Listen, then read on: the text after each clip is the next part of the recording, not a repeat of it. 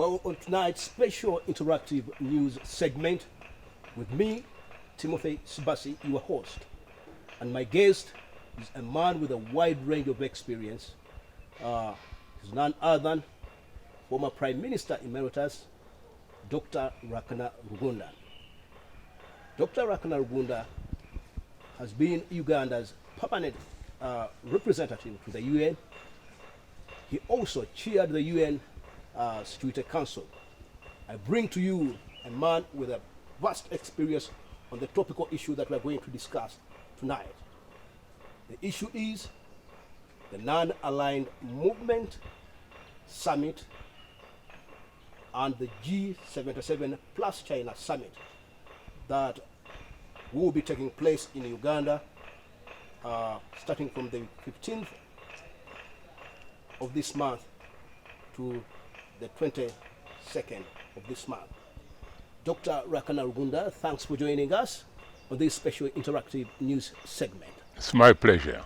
Well, Doctor, we do understand that in 2016, when you were the Prime Minister of Uganda, you did attend the Non-Aligned Movement Summit of that year. Take us through what's the relevance?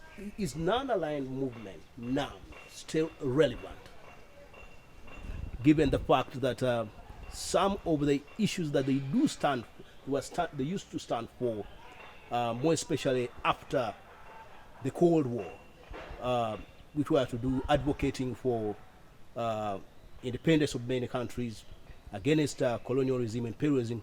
Those are issues that ended with the Cold War, and now we are talking about a new era where some of those issues that they advocated for no longer exist. Is it still relevant? You are right that in 2016, the head of state, President Museveni, asked me to represent him at the summit of NAM that was held in Venezuela on St. Margarita Island. It was a good meeting, well attended by leading African leaders and Asian leaders and leaders from Latin America. And the issues that we discussed then are still relevant now, and in fact were even relevant when the idea of NAM started or was initiated at the Bandung Conference in Indonesia in 1955. Are the issues raised then in 55 or in 2016 relevant or not? The answer is simple and straight, is that the issues are essentially still relevant.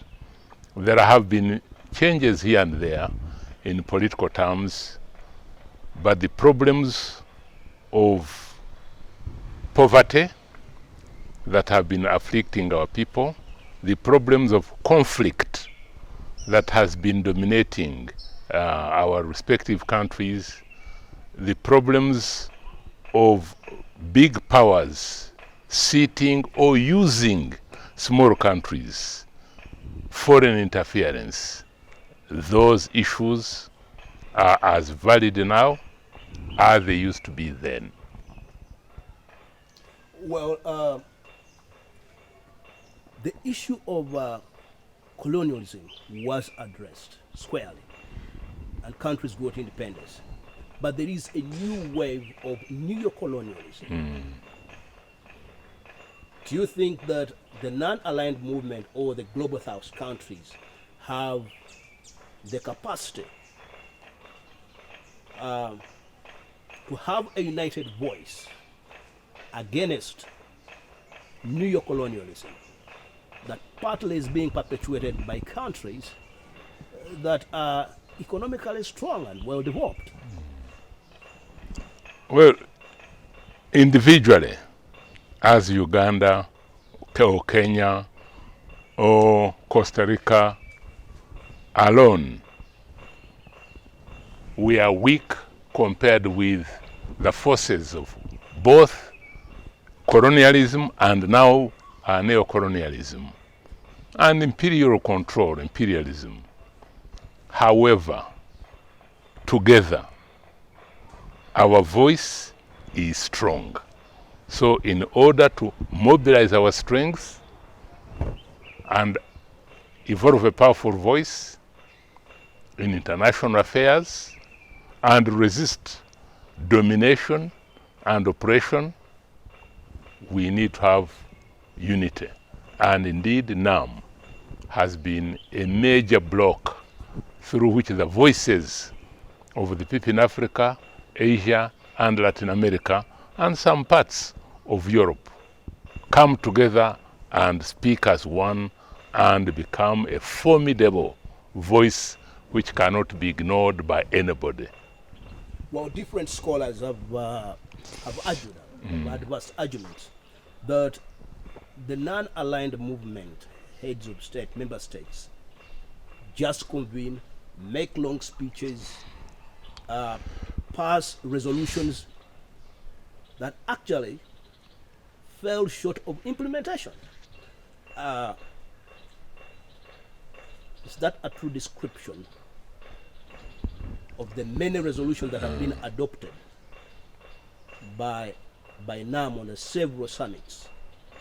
I do not share that view. Short of, like a case in point, there have been civil wars in the Middle East, in the Great Lakes region.